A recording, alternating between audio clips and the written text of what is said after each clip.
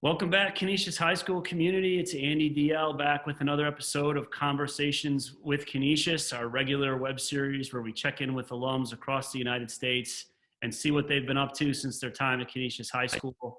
I am pleased to be joined today by Mike Mulroy from the class of 1984. Mike, how are you today? I'm great. How are you? Great, great. Mike joins us from Newport Beach, California. Mike has been in the biotech industry out in California for quite a while, but he also does some work with a local Buffalo company that his father founded 50 years ago. So Mike, thanks for joining us today. And we're gonna rewind a little bit. Class of 84 was a few years ago.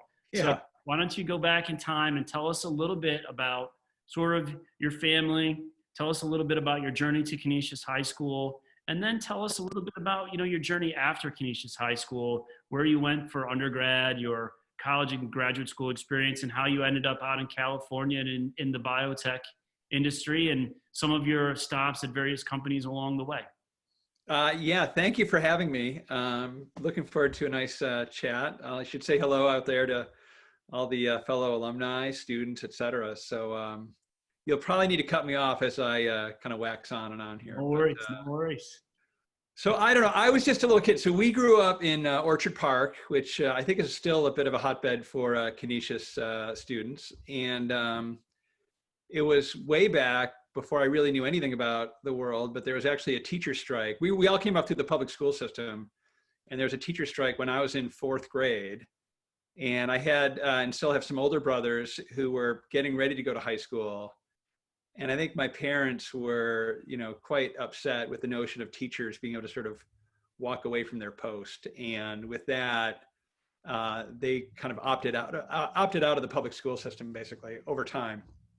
And so they, they had my oldest brother, Bill, class of 79.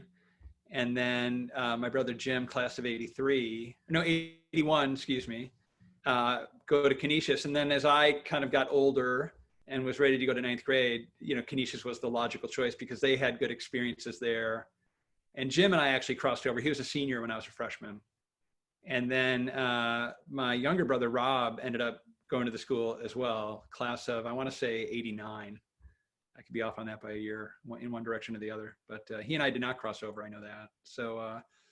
So anyways, it was off to Canisius, off to Buffalo, which was very foreign to me, off to a Catholic school, which, we grew up Catholic, going to church and whatnot, but, a lot of the kids that came up in the kind of parochial school system, gosh, they knew a lot more in religion class than I did in my 9th grade. So that was a learning experience too. So anyways, that's how we got there as a family. And I think, for us, the school went kind of 4-0. Everybody had great experiences. We all went off to, relatively decent colleges, and we actually all went on to get graduate degrees, all 4 of us, which is kind of interesting. But let me pause there because I think your question was sort of multi-pronged. So no, it was great, man. And so you, as you made your way through Canisius and you started out in your college life, tell us a little bit where you went to undergrad, and then tell us a little bit about those graduate experiences that led you sort of to the biotech industry. Right. Yeah. Gosh, that was another mystery. Now having a kid who's just gone into the whole college process, she'll be a freshman next year. There's so much more information available now than there was then. So I really didn't know anything, but I remember, this is so crazy. I remember liking the letter. We used to get all this mail based on the PSAT or whatever. And so I was getting all these letters and I didn't know anything, but I remember the letterhead from one school being particularly kind of clean. I really liked the font. That's nuts, right? But so I wanted to apply there. I just thought, what a neat letter that was. I don't know, there was something about it. And so that was the University of Chicago, which I really didn't know anything about. And so I wanted to apply there because of the font. And I applied there, with a bunch of other schools, and ended up going to Chicago, and just had an incredible experience, both at the school, which I thought was very challenging in a good way, but also the city. I kind of viewed Chicago as a little bit sort of like a Buffalo on steroids, kind of similar values, similar kind of ethnic pockets, both kind of stops for the Underground Railroad years and years earlier. Just kind of a bigger version of Buffalo. At least that's how I viewed it then. I was an econ major at Chicago, which was very fashionable in the day. This was a time of kind of Reaganomics and supply side thinking. And so that was kind of the hot major. And yeah, had a great experience in the South Side of Chicago.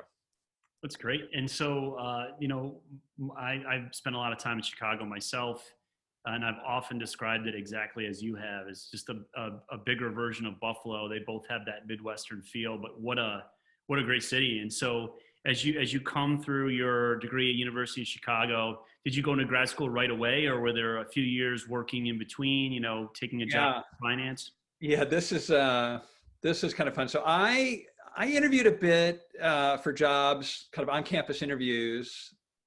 That was sort of right around the time of what was called the market break. I think they refer to it as the October '87 market break, which was a tough time. But for whatever reason, maybe I didn't have the chops, or it was a tough time. So I left Chicago unemployed, and I came back home and was, kind of living at home and trying to find job interviews in the city of Buffalo in the late '80s. And this is kind of a historical note, but it was just a tough economy back then, and was not being successful. And I remember my dad, he said, so my oldest brother, Bill, I mentioned, class of '79, he was living in New York City and working. And my dad came home one day and said, you might want to think about going to New York and looking for a job there. Maybe there's more opportunity there. And I kind of just said, oh, it sounds good, whatever. Sure. And then he came home the next day with a plane ticket. And, 3 days later, I was sleeping on my brother's couch on the Upper East Side of Manhattan, doing what I was doing in Buffalo, looking for a job. And but I found one, and ended up working at a law firm, but obviously not as a lawyer, kind of as a legal assistant or paralegal at a really large law firm, kind of a world-leading law firm catering to Fortune 500 companies. And I was working in their group that helped companies do mergers and acquisitions, and did that for a little while. And then the natural next step was to apply and go to law school. Great. And where was that? Where did you go to law school?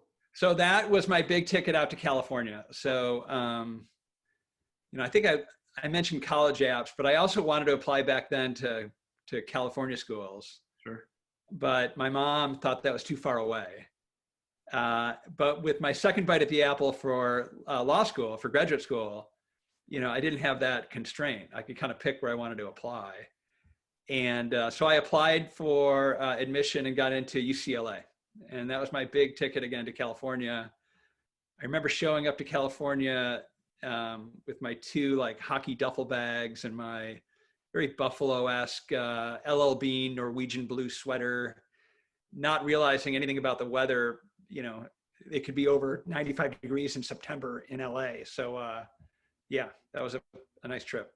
That's great. And so you've held, you've done a lot of impressive things, held a lot of impressive roles at different companies in your professional life. Could you give us just sort of a brief synopsis of sort of how you built your career? And, you're very young to be retired, which I one day hope to be. And so tell us a little bit about how your success, in not only the biotech industry, but just sort of at the executive level. Yeah, so this was an early kind of metaphor I used in thinking about career, kind of the chess metaphor, which might be overused, but it's sort of, in chess, there's opening game, mid game, and end game.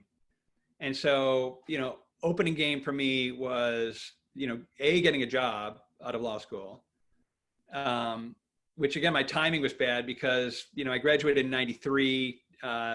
California was kind of late into the early '90s recession, but also late out of it. And so it was tough, but I did land on my feet. I got a really good job at a law firm here in Newport Beach. And the thought then was just work as hard as I could and learn as much as I could. So, that meant, for example, whether or not I had really anything to do on a Saturday, I'd still go to work on the Saturday. So I would work 6 or 7 days a week, almost just to be there. And, I think people took note of that. And so, I ended up getting good assignments, if you will. Sure. And if I did well in those assignments, I'd get more and more and more. So I did that for a while, and everything was going kind of swimmingly. And then I got a phone call with kind of from a contact, if you will, asking if I wanted to see if I could get a job in the investment banking world, which is kind of almost a parallel sort of racket. They're both, the corporate law firms and the banks are catering to companies, helping them do deals. But the banking world is sort of, more on the numbers side than the word side. And so this got kind of into thinking about middle game of, I've built a talent kind of in the law, but now, what do I want to do with it and where might it lead?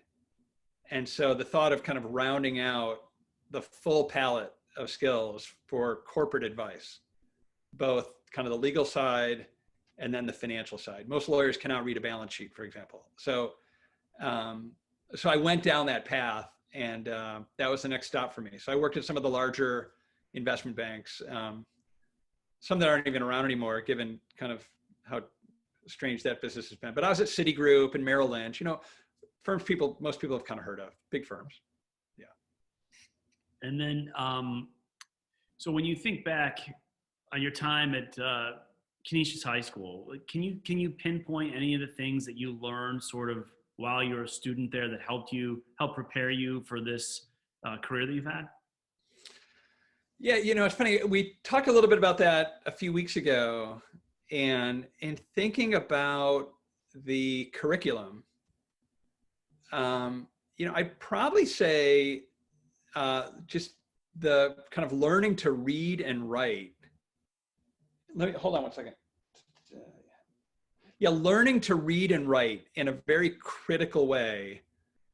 And also, in this day and age, you hear about grade inflation and whatnot, but having teachers who were tough, like hard graders, kind of a tough love mentality. Sure. Kind of being forged. I think that was critical. And then also I'd say that, I had a lot of really, really talented classmates.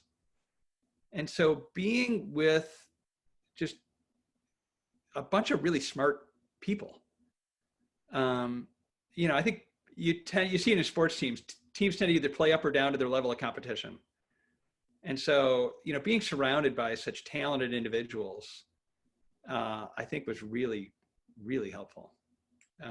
Really helped me kind of raise my game. And I had a very similar experience. What I sort of refer to it as the people, the caliber of student that I was around at Canisius educated a desire in me that maybe wasn't there before. So I was looking around and seeing what everybody's goals were, what everybody was going to be doing, and what they wanted to do, where they wanted to go to college, what they wanted to be professionally.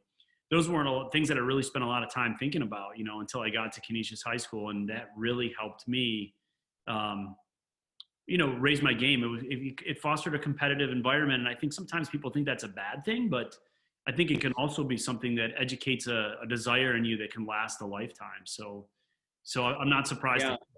And it also kind of success begets success. And so being around talented people in high school, and then I got to the University of Chicago, and I was literally like even more blown away. Sure. Okay. And then as a young guy at this law firm, these were the top law school grads from the top law schools in the country. So it's kind of pyramidal, right? You just get to this higher, more ethereal place, and you're just like privileged, really, to just be around just so many bright and gifted people. It's exciting. Yeah, and Canisius not only cultivates that academic side of you, it also, it endeavors to cultivate that spiritual side of us. And so, as you look back on sort of your Ignatian formation at a place like Canisius High School, how do you find that Ignatian spirituality, or do you find that Ignatian spirituality present in your life today? Yeah, I have followed the school a little bit. First, I'd say I think there's more emphasis on that today than I dare say there was in the early 80s. And I think that's a great thing. You know, I was thinking about it. Charity's always been very important to me, but probably more so, you know, frankly, as I've developed a little bit of an asset base. But I was thinking about two events where I really didn't have two nickels to rub together that I think one way or the other could trace their roots back to Canisius. So they're stories, but I'll try to keep them short. So, you know, there was one in college. So I'm generally a pretty happy guy. And so it's very kind of infrequent where I'm not happy. But there's both of these events involve kind of, you know, frankly short, but pronounced periods of unhappiness for me. And they both kind of had the same outcome. So in one, I was lonely my sophomore year in college because I decided to not come home for Thanksgiving. And I didn't realize the whole campus would completely empty out. And I was just alone. And I was like, God, I was really bummed. And I called home and talked to my mom and dad. My dad said, well, why don't you go out to dinner? And I was like, well, I don't know. And I had this sort of emergency credit card in case. Well, use that credit card and treat yourself to a nice Thanksgiving dinner. So it wasn't just that, though. I kind of ran into a couple friends who were kind of similarly orphaned over Thanksgiving break at the campus. And so I took them to dinner. All right. And we went to the Ritz-Carlton in Chicago, Illinois, and had an amazing kind of buffet Thanksgiving dinner. Nice. It wasn't just how good the food was, it was doing something for them. I could see it in their faces, sort of, I felt like I was sort of rescuing some stray dogs. But in the process, I was kind of rescuing myself. Sure. Right. Men for others. Right. So, and then similarly in law school, I remember being a little bit down in the dumps over kind of, you know, boy girl type issues, kind of, you know, drama. Sure. And I remember seeing something on a bulletin board with a volunteer opportunity at a local Boys and Girls Club in Venice Beach. And so I went down there and I volunteered. And I was helping students with their homework, basically. But students who had, you know, scant resources, more difficult upbringings, you know, kind of the classic, you know, broken home or English not being the primary language or et cetera, et cetera. And there I was, this sort of, you know, still young, but overeducated kind of guy. Sure. And I was, you know, helping these people and it was great. And I loved it. It was like my favorite job ever. I did it for about a month or two. I think I did it until their school season was over. And I remember being asked more than once, like, why are you here? You know, by these students. And they'd say, is this some kind of work release program you're on? Or is this part of your probation? Right. Or is this a court order? Like, you're probably required to be here, right? And I remember telling them, no, I'm just here because I just thought it'd be, I don't know why I'm here, but I'm just here. I thought it'd be good to help out. Right. And anyways, that was like the greatest medicine I could have had. Again, helping others. When you help others, you help yourself, basically. Absolutely. And that's a great sort of segue. And you've sort of filled in a little bit of what I was about to ask you. And that is, you know, these videos are going to be shared with our alums and they're going to be shared with our students. And, you know, for these young kids that are out there about to make their way into the world, whether it's through college or they're just finished with college and they're beginning to choose their path, what advice would you give to young people today as you look back and reflect on your journey that you think would help them out in the future? Right. I never want to be that wagging finger, like give advice guy. That's rule number one for me. You know, I'd say, having said that, I'd say, I do like that chess metaphor. So you can really think about, there's different phases of your life. You don't need to have all the answers on day one. But if you're growing your own sort of human capital and creating optionality for yourself, you know, pathways will open up. They always do. You I guess the two things I've thought about, just from things I've come across, that I would, this is kind of very specific advice, I guess. Yeah. Maybe it's part of the curriculum already. If not, it should be. There's a short, very accessible piece by David Foster Wallace, which is very unique for him because everything else he's ever done is not short and not accessible. This is the, maybe overquoted, but the Kenyon College commencement address entitled "This is Water." So, and you can YouTube it. You don't even need to read it. It's really amazing. So, for me, that's been kind of semi-life altering, of listening, reading, re-listening, and rereading that. So I would encourage everybody and anybody to spend some time with that. All right. So that's number one. The other kind of overeducated piece of advice I'd give is one line I remember from college. We read the Apology of Socrates, and there's the classic line in it, an unexamined life is not worth living. So, if all you're doing is chasing money, chasing success, chasing, and not really focusing on, what does it all mean? I think you might be leading too shallow of a life. So never be afraid to kind of deal with some very strong introspection, kind of look within. I think you'll find a lot more than just chasing what's out there. Anyways, that's my finger wagging advice that I promised not to give. So those are my two pieces of advice. Yeah. Two wisdom there. Let's focus a little bit on the future, just as we wrap up here. What is, as you are thinking forward, personally, professionally, family-wise, what are your goals, and what are some of the things you're planning on for the future? Yeah, I've never been a big planner. So, but as you get older, you're kind of forced to start planning.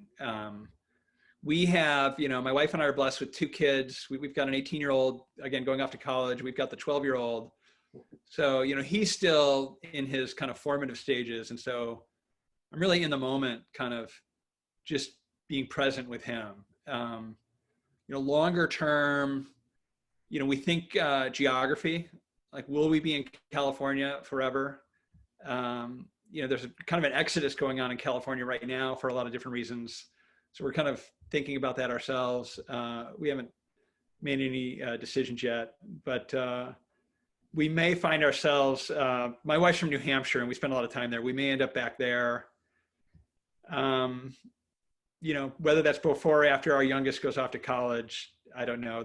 I guess the one thing I think people, well, I don't know, but for me, it's a little bit of fear of what does it mean to be, what will it mean to be an empty nester? Yeah. So gosh, what will that be like? Because, and maybe this goes to advice, probably the biggest by far joy of my life has been having kids and being part of their lives. And, that doesn't end when they kind of leave the nest, but it changes, I'm sure. So that kind of fog of uncertainty is out there. And so we'll see how that plays out. Great. Well, this has been wonderful. I appreciate you spending, a few minutes with us, just keeping us up to date, keep us updated on your progress, stay in touch. And I look forward to hearing more soon. Thank you so much for joining us today, Mike, and be well. And hopefully we'll be able to see each other in person sometime soon. Yeah, I would look forward to that. And thank you. And thanks to everyone out there at the school working so hard. Yeah. Be well, Mike. Thanks. Thank you.